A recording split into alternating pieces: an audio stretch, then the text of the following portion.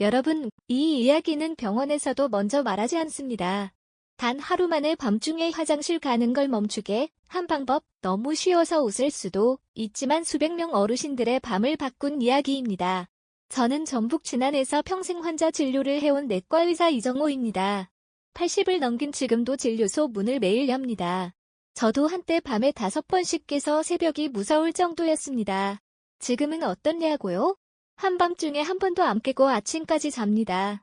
그 변화 오늘 저녁부터 당신도 느끼실 수 있습니다. 제가 의대를 졸업하고 첫 진료를 시작했던 40년 전에는 이런 문제들을 가볍게 봤습니다. 나이 들면 그럴 수도 있지라고 환자들에게 말했던 기억이 납니다. 그런데 이제 제가 그 나이가 되어 보니 이 문제가 얼마나 삶의 질을 떨어뜨리는지 깨달았습니다. 밤에 한 번, 2번 깨는 것이 단순한 불편함을 넘어 건강과 행복에 영향을 미친다는 사실을 몸소 체험했지요. 여러분은 이 나이에 밤새 편히 잔다는 것이 어떤 의미인지 아실까요? 대부분의 사람들은 노년기에 들어서면 밤에 화장실 가는 것이 당연하다고 생각합니다. 하지만 제 경험은 달랐습니다. 50년간 의사로 살아오며 배운 가장 중요한 교훈은 작은 습관이 큰 변화를 만든다는 것입니다. 매일 아침 진료실에 있는 저를 보고 환자들이 묻습니다. 선생님은 어떻게 그 나이에 그렇게 정신이 맑으세요? 그럴 때마다 저는 웃으며 답합니다. 밤에 잘 자니까요. 좋은 수면은 그 어떤 약보다도 강력한 치료제입니다. 여러분 어젯밤은 몇 번이나 깨서 화장실에 다녀오셨나요? 그 불편함이 당신의 삶의 질을 얼마나 떨어뜨리고 있는지 생각해 보셨나요? 몇 해 전입니다. 70세가 지나고 나니 밤마다 2~3번씩 깨서 화장실을 들락날락했습니다. 가을이면 더 심해졌지요. 깊은 잠을 못 자니 아침이면 머리가 띵하고 진료하다가도 기억이 흐릿해지고 심할 땐 진료 중에 졸기도 했습니다. 한밤중에 넘어질까봐 슬리퍼에 고무줄까지 묶어놓고 다녔을 정도였습니다. 이제 그 고통을 아는 사람만이 이 방법의 소중함을 이해하실 겁니다.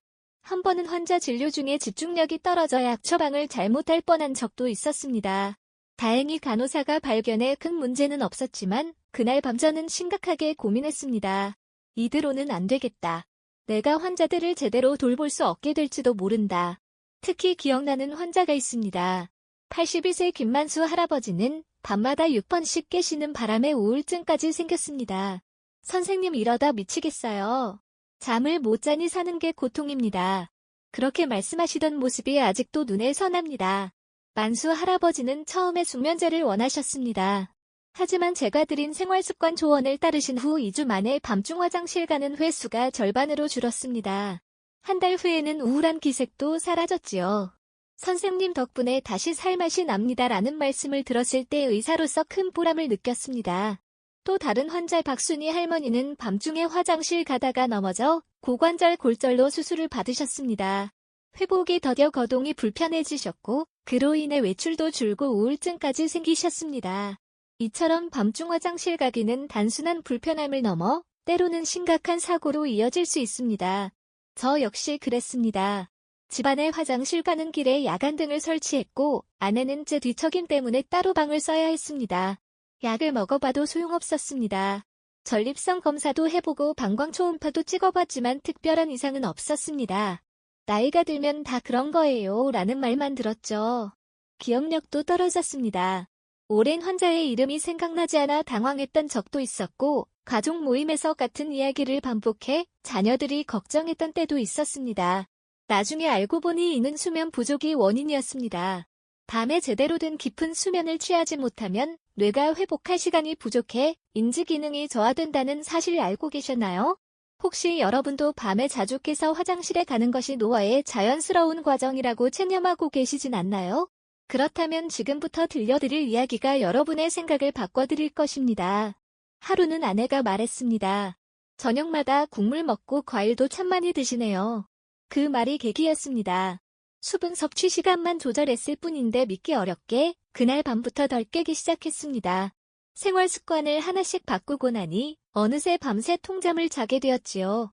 이건 약도 아니고 병원도 필요 없습니다. 처음에는 반신반의했습니다. 이렇게 단순한 방법이 효과가 있을까? 의학 서적을 뒤져보니 실제로 과학적 근거가 있었습니다. 체내 수분 균형, 혈류 역학, 호르몬 분비 패턴 등이 모두 연관되어 있었죠. 의사였던 제가 이런 기본적인 사실을 놓치고 있었다니 부끄러웠습니다. 제 변화를 본 진료실 직원들도 놀라워했습니다. 원장님 요즘 표정이 밝아지셨어요. 아침마다 피곤해 보이던 제 얼굴이 생기를 되찾았고 진료 중 집중력도 향상되었습니다. 무엇보다 환자들과 더 잘 공감할 수 있게 되었습니다. 제가 직접 경험하고 해결한 문제였기에 같은 고통을 겪는 환자들에게 더 구체적인 조언을 해줄 수 있었습니다. 이 영상은 끝까지 보셔야 전체 맥락을 정확히 이해하실 수 있습니다. 구독과 좋아요를 눌러주시면 더 많은 분들에게 이 소중한 정보가 전달될 수 있습니다. 의사로서 부끄러웠습니다. 그토록 많은 환자들에게 약만 처방하고 정작 가장 기본적인 생활 습관의 중요성을 간과했으니까요. 이제 그 깨달음을 여러분과 나누고 싶습니다. 약이나 수술보다 먼저 시도해볼 수 있는 당장 오늘 저녁부터 시작할 수 있는 5가지 방법입니다. 제가 직접 경험했고 수백 명의 환자들에게 효과를 확인한 방법들입니다. 의학적 치료를 대체하는 것이 아니라 보완하는 접근법이라고 생각하세요. 때로는 이런 단순한 습관 변화만으로도 문제가 해결되는 경우가 많습니다. 여러분은 지금 이 순간에도 오늘 밤 화장실에 가는 횟수를 걱정하고 계신가요? 오늘 밤부터 달라질 수 있다면 어떤 느낌일까요? 밤새 깊이 자고 아침에 개운하게 일어나는 그 기분 다시 느껴보고 싶지 않으신가요? 밤중 화장실 가는 고통을 멈추는 5가지 습관. 첫 번째, 저녁 6시 이후 수분 섭취 철저히 제한해야 합니다. 야간에 만들어지는 소변량의 대부분은 저녁 이후 섭취한 수분 때문입니다. 체내에 들어온 수분이 소변으로 배출되는 시간은 보통 서너 시간입니다. 그래서 잠들기 전 몇 시간 동안의 수분 섭취가 밤중 소변량을 결정하는 핵심이 됩니다. 인체의 신장 기능은 낮과 밤에 다르게 작동합니다. 낮에는 활동량이 많아 수분 배출이 활발하게 이루어지지만 밤에는 휴식을 취하면서 수분 보존 모드로 전환됩니다. 하지만 나이가 들수록 이 일주기 리듬이 약해져 밤에도 낮과 비슷하게 소변이 생성됩니다. 그래서 저녁 시간의 수분 섭취가 직접적으로 밤중 소변량에 영향을 미치게 됩니다. 최정희 할머니는 74세로 하루 2번 깨던 습관에서 저녁 6시 이후 물을 끊고 찌개 국물도 삶아자 첫날 밤부터 한 번만 깨셨습니다. 이렇게 간단한 방법인 줄 알았으면 진작 했을 텐데 하며 기뻐하셨지요. 정희 할머니는 평소 저녁 식사 후 과일을 드시고 차 한 잔 마시는 습관이 있었습니다. 이런 숨은 수분원을 모두 점심 식사 후로 옮기셨더니 효과가 나타났습니다. 또 다른 예로 67세 박지훈님은 맥주에어 가셨습니다. 저녁 8시경 맥주 한 캔이 그의 낙이었죠. 하지만 그 습관 때문에 밤에 3번씩 화장실에 가야 했습니다. 알코올은 이뇨작용이 있어 소변량을 더욱 증가시킨다는 사실을 알려드리고 맥주를 점심 식사 때로 옮기거나 줄이도록 권했습니다. 지훈 선생님은 처음에 불평하셨지만 결과를 경험한 후로는 이제 맥주보다 숙면이 더 즐겁네요 라고 말씀하셨습니다.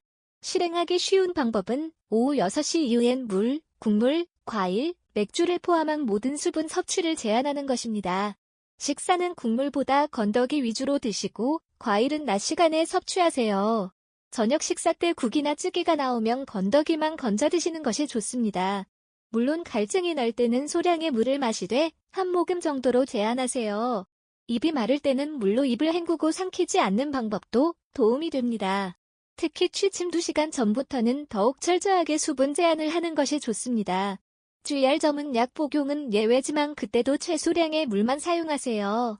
또한 겉으로 마시는 양보다 숨은 수분 즉 국물이나 과일 같은 식품에 포함된 수분에 특히 유의해야 합니다. 너무 극단적으로 수분을 제한하면 탈수나 변비가 올 수 있으니 낮 시간에는 충분히 수분을 섭취하는 것이 중요합니다. 또한 신장질환이나 심장질환이 있는 분들은 의사와 상담 후에 수분 제한을 실천하세요. 건강 상태에 따라 수분 섭취 패턴이 달라질 수 있기 때문입니다. 혹시 저녁에 드신 국물 한두 숟갈 무심코 넘기고 계시진 않나요? 그 작은 습관이 밤 시간을 완전히 바꿀 수 있습니다. 두 번째, 다리 붓기 관리. 소변량 줄이는 지름길. 낮 동안 다리에 고인 수분이 밤에 누우면 소변으로 전환됩니다. 중력의 영향으로 낮 동안 서 있거나 앉아 있으면 다리에 수분이 고이게 됩니다. 이 수분은 밤에 누우면 혈액으로 다시 흡수되어 소변량을 증가시킵니다. 이것이 야간뇨의 또 다른 주요 원인입니다. 이 현상을 의학적으로 중력 의존성 부종이라고 부릅니다. 낮 동안 중력에 의해 다리 부위에 체액이 몰리게 되고 이 체액은 밤에 누워서 중력 효과가 없어지면 심장 쪽으로 돌아옵니다. 이렇게 돌아온 체액은 결국 신장에서 역화되어 소변으로 배출되는 것이죠. 이영배님은 77세로 남해 바닷가에 살며 평생 낚시를 하셨습니다. 하루 종일 서 있다 보니 다리 부종이 심했고 밤에는 3번씩 화장실에 가야 했습니다. TV 보며 다리를 벽에 기대고 있었더니 3번 깨던 밤이 한 번으로 줄었습니다. 이렇게 간단한 방법이라며 놀라워하셨죠. 영배 할아버지는 특히 날씨가 더운 여름철에 증상이 심했는데 다리 올리기를 실천한 후 계절에 상관없이 숙면을 취할 수 있게 되었습니다. 또 71세 양미경님은 백화점 카운터에서 오랫동안 일하셔서 만성적인 다리 부종이 있었습니다. 퇴직 후에도 습관적으로 밤에 3번씩 화장실에 가셨습니다. 저는 저녁 시간에 다리를 심장보다 높게 올리는 습관을 추천했고 추가로 압박 스타킹을 낮 시간에 착용하도록 조언했습니다. 두 가지 방법을 함께 실천하니 일주일 만에 밤중 소변 횟수가 한 번으로 줄었습니다. 실천 방법은 식사 후부터 2시간 정도 다리를 심장보다 높게 올려두는 것입니다. 소파에 앉을 때 다리를 올리거나 침대에 쿠션을 받쳐 다리를 높이는 것만으로도 효과가 있습니다. TV를 볼 때나 책을 읽을 때 자연스럽게 다리를 올려두는 습관을 들이면 좋습니다. 가장 효과적인 자세는 등을 바닥에 대고 누운 상태에서 다리를 벽에 기대어 L자 모양을 만드는 것입니다. 이 자세로 15-20분만 있어도 다리의 부종이 현저히 감소합니다. 매일 저녁 식사 후에 이 자세를 취하는 습관을 들이세요. 주의할 점은 고혈압이나 심장질환이 있는 분들은 무리하게 다리를 높이 올리지 말고 천천히 시도해야 합니다. 다리를 올렸을 때 호흡이 힘들거나 가슴이 답답하면 즉시 중단하세요. 또한 발에 저림이 오면 즉시 자세를 바꾸는 것이 좋습니다. 당뇨병이 있는 분들은 다리 피부에 손상이 없는지 확인하고 부드러운 쿠션이나 베개를 사용하여 압력 지점이 생기지 않도록 주의하세요. 심한 정맥류가 있는 경우에는 의사와 상담 후에 다리 올리기를 시도하는 것이 안전합니다. 저녁 TV 보시는 시간 다리를 어디에 두고 계셨나요?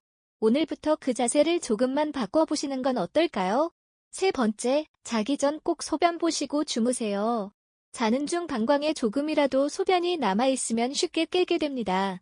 잠을 자는 동안 우리 몸은 휴식 모드로 들어가지만 방광에 소변이 차 있으면 뇌는 이를 감지하고 잠에서 깨도록 신호를 보냅니다. 따라서 잠들기 전에 방광을 완전히 비우는 것이 중요합니다. 나이가 들면 방광의 용량이 줄어들고 탄력성이 감소합니다. 젊었을 때는 300에서 400ml의 소변도 불편함 없이 참을 수 있었지만 노년기에는 150에서 200ml만으로도 요의를 느끼게 됩니다. 게다가 수면 중에는 신체의 감각이 더 예민해지므로 적은 양의 소변으로도 쉽게 깨게 되는 것이죠. 신명자 할머니는 81세로 소변 마렵지 않아도 무조건 간다는 습관을 들이시고 3개월 만에 밤중 소변이 아예 없어졌습니다. 처음엔 귀찮았지만 이제는 습관이 되어 자연스럽게 하고 있어요. 덕분에 깊은 잠을 자게 되었답니다. 명자 할머니는 저녁 시간에 TV 드라마를 보시고 바로 잠드는 습관이 있었는데 드라마가 끝나면 잠자리에 들기 전에 반드시 화장실에 들르는 습관을 들이셨습니다. 처음에는 귀찮아하셨지만 그 효과를 경험한 후로는 절대 건너뛰지 않으십니다. 또 다른 사례로 84세 최동철님은 전립선 비대증으로 소변 배출이 원활하지 않아 자기 전에 화장실에 가도 방광이 완전히 비워지지 않았습니다. 저는 그에게 소변 배출을 돕는 간단한 방법을 알려드렸습니다. 소변을 본 후에 해운부 남성의 경우 고환과 항문 사이를 가볍게 위로 밀어넣으면 소변이 나오도록 하는 것이죠. 이 방법을 통해 방광에 남아있던 소변까지 비울 수 있게 되었고 밤중에 깨는 횟수가 크게 줄었습니다. 실천 팁은 아주 간단합니다. 졸리기 전에 화장실에 반드시 들으세요. 소변이 마렵지 않아도 방광을 비우는 습관을 들이는 것이 중요합니다. 잠이 오더라도 바로 누워버리지 말고 화장실에 한 번 더 들렀다가 오는 것이 좋습니다. 소변을 볼 때는 서두르지 말고 천천히 완전히 방광을 비우는 데 집중하세요. 소변 보는 중간에 잠시 멈추고 다시 보면 방광을 더 완전히 비울 수 있습니다. 또한 소변을 본 후에도 몇 초간 더 기다려 남아있는 소변이 모두 나오도록 하세요. 주의할 점은 소변을 너무 급히 보지 말고 천천히 끝까지 봐야 합니다. 특히 남성의 경우는 서서 보는 것보다 앉아서 보는 자세가 방광을 더 완전히 비울 수 있어 권장됩니다. 또한 소변을 본 후에 잠시 기다렸다가 한 번 더 보면 남아있던 소변까지 비울 수 있습니다. 신장질환이나 심장질환으로 이뇨제를 복용하시는 분들은 약 복용 시간을 의사와 상담하여 조정하는 것이 좋습니다. 보통 이뇨제는 아침에 복용하는 것이 밤중 소변량을 줄이는 데 도움이 됩니다. 마지막으로 화장실 다녀오신 시간이 몇 시였는지 기억나시나요? 오늘 밤에는 꼭 잠들기 직전에 화장실에 한 번 더 다녀오시는 건 어떨까요? 네 번째, 잠자리엔 핸드폰 금지. 스마트폰 빛이 를 낮으로 착각하게 하여 소변 생성을 늘립니다. 스마트폰에서 나오는 블루라이트는 멜라토닌이라는 수면 호르몬의 분비를 억제합니다. 이로 인해 수면의 질이 떨어지고 항인류 호르몬의 정상적인 분비도 방해받게 됩니다. 결과적으로 밤에 소변량이 증가하게 되는 것이죠. 인체의 항인류 호르몬은 밤에 더 많이 분비되어 소변 생성을 억제하고 깊은 수면을 돕습니다. 하지만 블루라이트에 노출되면 이 호르몬의 분비가 방해받아 자연스러운 일주기 리듬이 깨집니다. 또한 잠들기 전 자극적인 콘텐츠를 접하면 교감신경이 활성화되어 깊은 수면에 들어가기 어렵게 됩니다. 조병선 할아버지는 79세로 매일 밤 침대에서 핸드폰으로 뉴스를 보다 잠드는 습관이 있었습니다.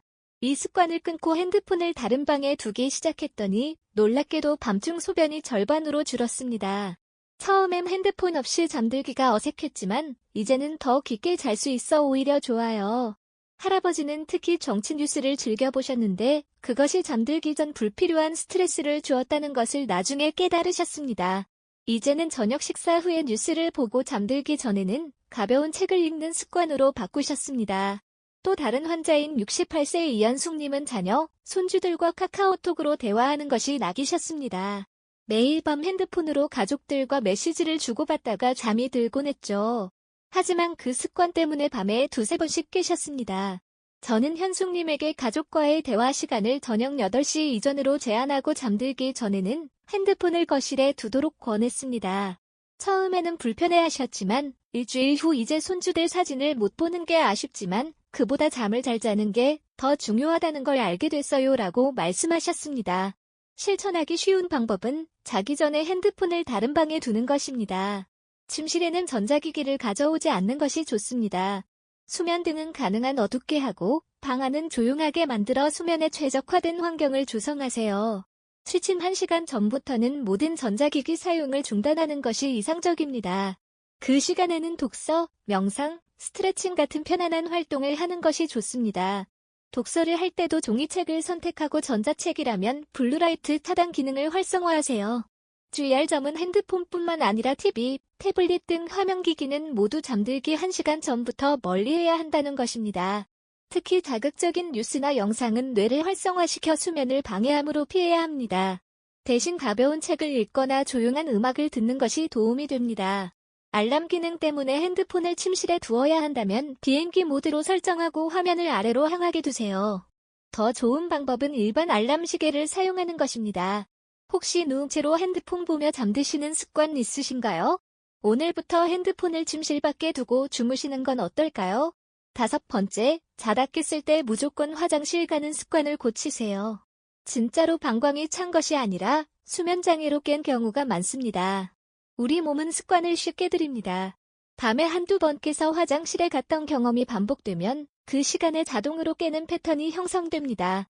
이것을 조건화된 각성이라고 하는데 실제로 방광이 차지 않았는데도 습관적으로 깨는 것이죠. 수면은 여러 주기로 이루어져 있으며 각 주기가 끝날 때 잠깐 깨는 것은 정상입니다. 문제는 이렇게 자연스럽게 깼을 때 바로 화장실에 가는 습관이 생기면 내가 이를 학습하여 깨면 화장실에 가야 한다는 패턴을 형성하게 됩니다. 이 패턴을 깨는 것이 중요합니다. 문춘자님은 밤에 4번씩 화장실에 가던 습관이 있었습니다. 처음엔 깨었을 때 참기가 힘들었지만 꾹 참고 다시 잠들려고 노력했습니다. 놀랍게도 2주 만에 밤중 소변이 4회에서 1회로 감소했습니다. 처음 며칠은 정말 힘들었어요.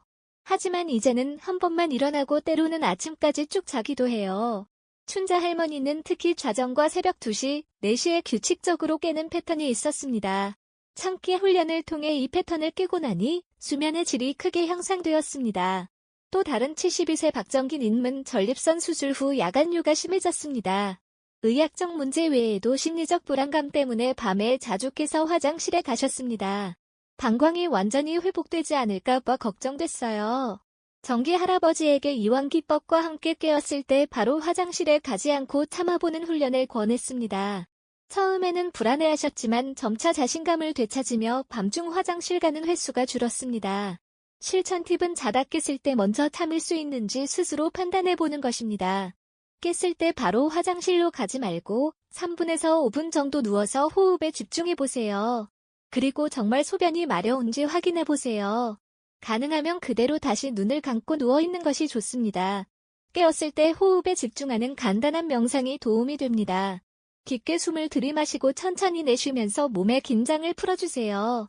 이 과정을 5에서 10회 반복하는 동안 많은 경우 다시 잠이 들 수 있습니다. 주의할 점은 참는 것이 너무 불편하거나 통증이 있다면 무리하지 말고 화장실에 가는 것이 좋습니다. 또한 전립선 비대증이나 요실금이 있는 분들은 이 방법을 무리하게 적용하지 말고 전문의와 상담 후 시도하세요. 이 방법은 습관성 배뇨가 생기지 않도록 하는 훈련이지 실제 필요한 배뇨를 참으라는 것이 아닙니다. 또한 야간뇨가 당뇨병, 심부전, 수면무호흡증 등 다른 질환의 증상일 수 있으므로 의학적 검사를 통해 기저질환을 확인하는 것도 중요합니다. 잠들었다가 깨면 자동으로 화장실부터 가시진 않나요? 오늘 밤에는 깨시더라도 잠시 참아보는 건 어떨까요? 오늘 알려드린 방법 중 딱 하나만 실천해보세요. 단 하루만으로도 결과는 달라질 수 있습니다. 어떤 병도 결국은 몸의 신호를 빨리 알아차린 사람이 먼저 회복합니다.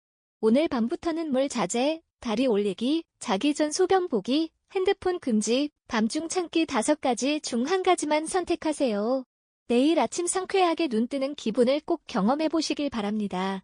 처음부터 모든 방법을 완벽하게 실천하려고 하면 오히려 스트레스가 될 수 있습니다. 한 가지씩 시도해보고 효과가 있는 방법을 점차 늘려가는 것이 지속 가능한 변화를 만드는 비결입니다. 저 역시 처음에는 저녁 수분 제한부터 시작했고 효과를 본 후에 다른 방법들을 추가했습니다. 제 환자 중에는 이 방법들을 실천한 후 수면제 복용을 중단한 분들도 많습니다. 수면제는 일시적으로 잠드는데 도움이 될 수 있지만 수면의 질을 떨어뜨리고 의존성이 생길 수 있어 장기적으로는 바람직하지 않습니다. 생활습관 개선이 가장 안전하고 효과적인 해결책입니다. 의사로서 40년간 수많은 환자를 만났지만 가장 효과적인 치료법은 종종 가장 단순한 것들이었습니다. 약이나 수술보다 생활습관의 작은 변화가 더 큰 차이를 만드는 경우가 많습니다. 제 자신이 그랬고 제 환자들이 그랬습니다. 야간뇨 문제가 해결되면 삶의 질이 놀랍게 향상됩니다. 아침에 상쾌하게 일어나 활기찬 하루를 시작할 수 있고 기억력과 집중력도 좋아집니다. 낙상 위험이 줄어들고 전반적인 건강 상태가 개선됩니다. 무엇보다 밤마다 화장실 가는 불안감과 스트레스에서 벗어날 수 있습니다. 오늘의 내용을 다시 요약해드리겠습니다. 1. 저녁 6시 이후 수분 섭취 제한하기. 저녁 시간에 다리를 심장보다 높게 올려두기. 3. 잠들기 직전 꼭 화장실에 다녀오기. 4. 잠자리에서 핸드폰 금지하기요. 밤에 깼을 때 무조건 화장실 가지 않기. 이 중 하나만 실천해도 전날부터 변화를 느끼실 수 있고 점차 다른 습관들도 추가하면 밤중 화장실 가는 횟수는 더욱 줄어들 것입니다. 노년의 삶의 질은 작은 습관들이 모여 결정됩니다. 오늘 밤부터 당신의 삶이 바뀌기를 진심으로 바랍니다. 저는 이제 80세가 넘었지만 여전히 매일 진료실을 열고 환자들을 만납니다. 체력의 비결을 묻는 분들에게 저는 항상 밤에 잘 자는 것이라고 답합니다. 좋은 수면은 건강의 기본이자 행복한 노년의 열쇠입니다. 다음 영상에서는 노인성 요실금과 배뇨 근육 문제를 다루겠습니다. 구독과 좋아요 부탁드리며 알림 설정도 해두시면 새 영상이 올라올 때 바로 확인하실 수 있습니다. 여러분의 건강한 노후를 응원합니다. 감사합니다.